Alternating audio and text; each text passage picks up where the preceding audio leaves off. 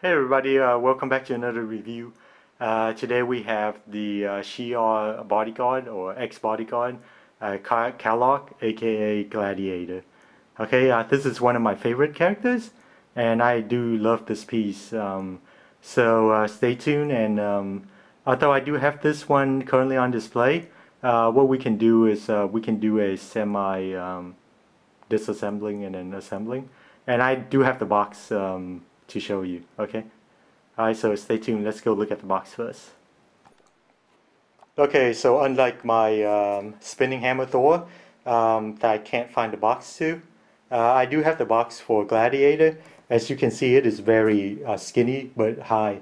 So when you actually ship this thing, if you ever sell it or somebody selling it to you, it's going to be like hard to find a box because it's not very big, but you need like an elongated box. Okay, so that's what the color box looks like. I like it. It's sculpted by Jason Smith, and I remember this being the first one of the first Bowen Designs digital sculpted statue.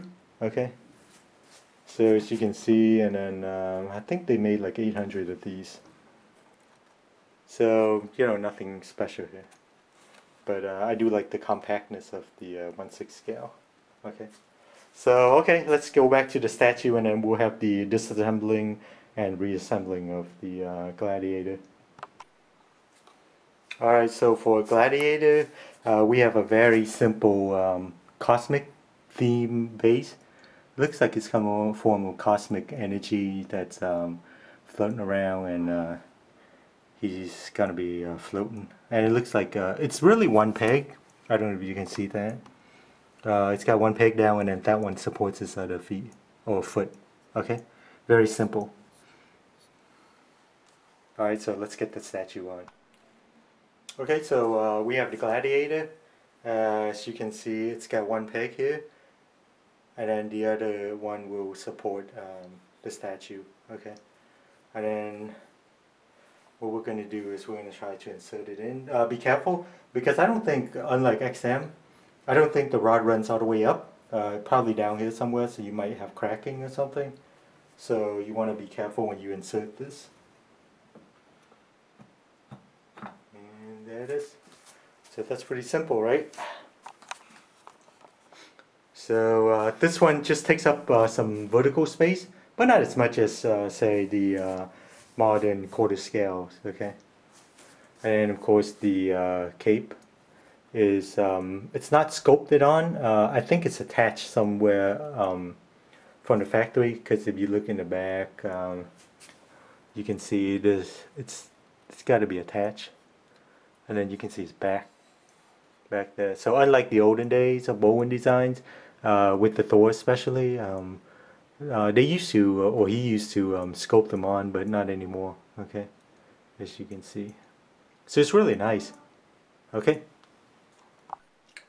let's have a closer look at the base. It looks like it's some form of cosmic, I guess, dust or energy. I don't think it's supposed to be some form of rock, because your Gladiator is floating, so that gives you the I guess the illusion that it's some form of cosmic energy that's floating around. So that would make more sense than him just standing on a rock like that. Okay, and then this costume is pretty much the original design for the Gladiator. Okay, so it's simple.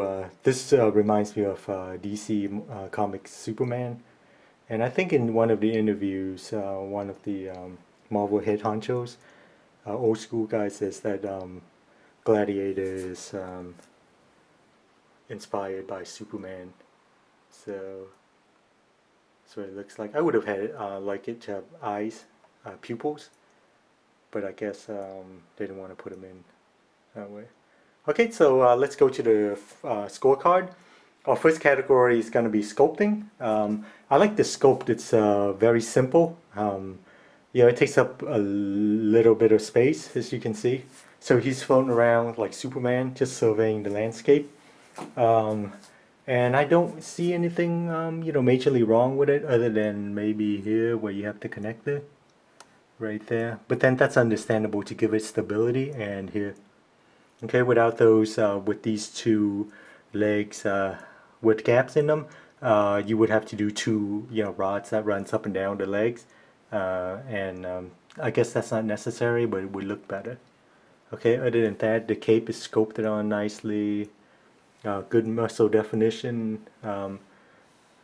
So overall for sculpting, I would give this a 9 out of 10. The only thing, like I said, is this part where the calf muscles are touching, and the toes, okay, side, because you need stability since you only have one peg. Okay, so our next category is fit and finish. This includes if there's any mixed media, then if there's any fitting issues or painting. This one overall, it's done really well. I didn't find any major flaws, but of course with this one, you still have some um, paint lines, or brush lines, I guess. I don't know if you can see that on camera right there, and then definitely right there. So it's understandable. I mean, this is smaller too, so I guess it's a little bit tedious to paint. So overall, I didn't have any major problem with this. Just a few paint lines. So I would have to give this a 9.5 out of 10. Um, Overall, very good. Okay. And then moving on to the next category we have is source material. When you look at this piece, that's actually Gladiator. Okay. So there's no disputing it at all. Um, this is the original costume. Now, I guess up until now, he's gone through like the black costume and everything. So hopefully one day they'll do that. And I'm just hoping that Sideshow, oh sorry, not Sideshow, XM would do a quarter scale Gladiator, and I think they would do it very well. So I'm just waiting for the day for that to happen. Maybe they'll surprise us.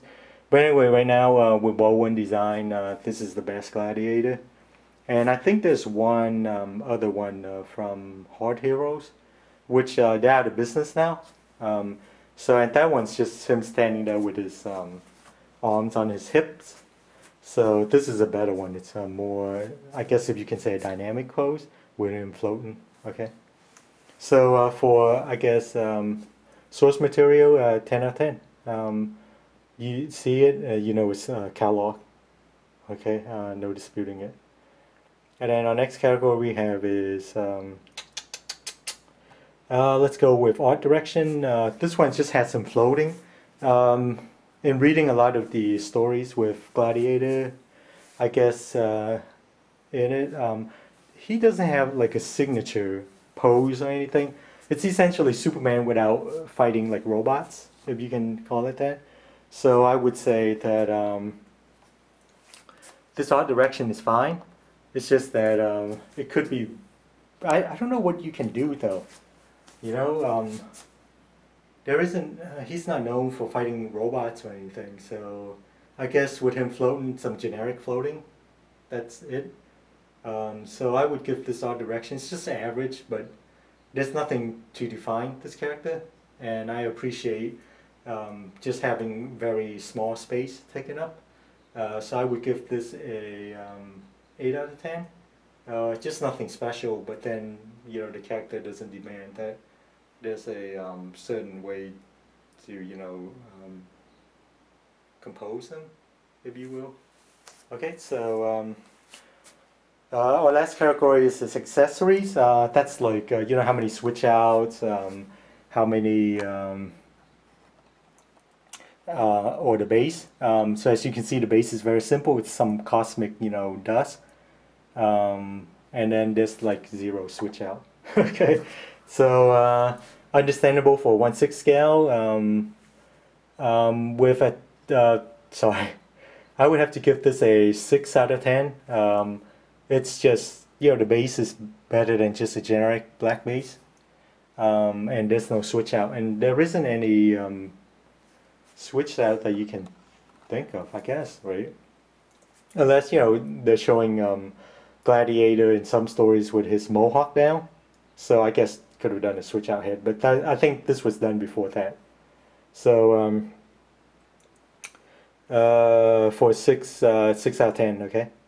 For switch outs, there isn't any, and none is needed. Okay.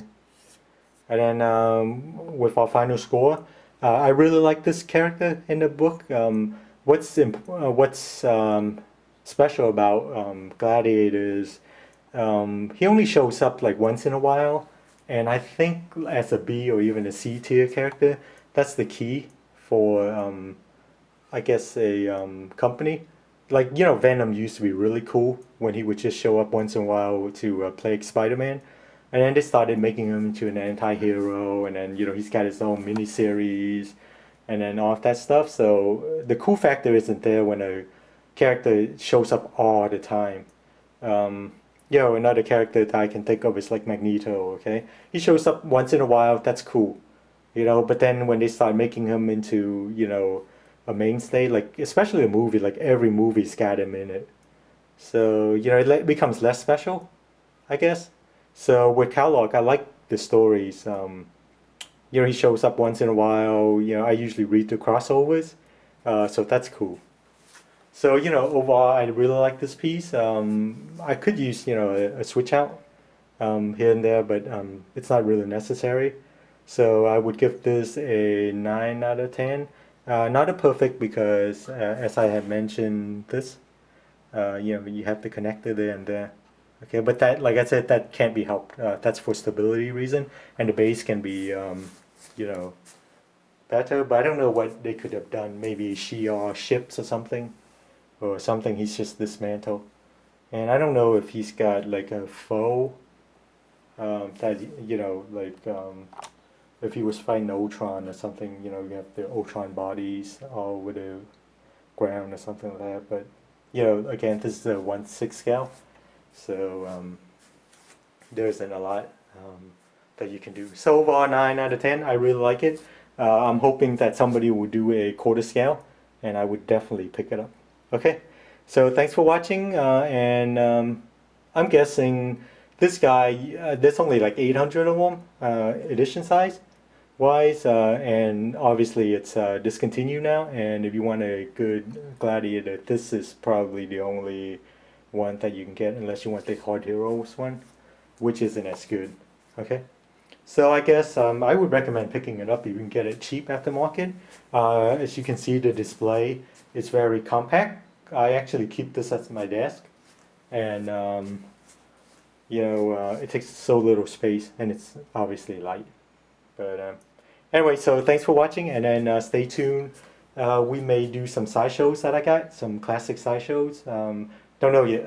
I got a bunch of the 1/6 scale on display in my home, so we'll run through those. And I got like the original cable, which I really like.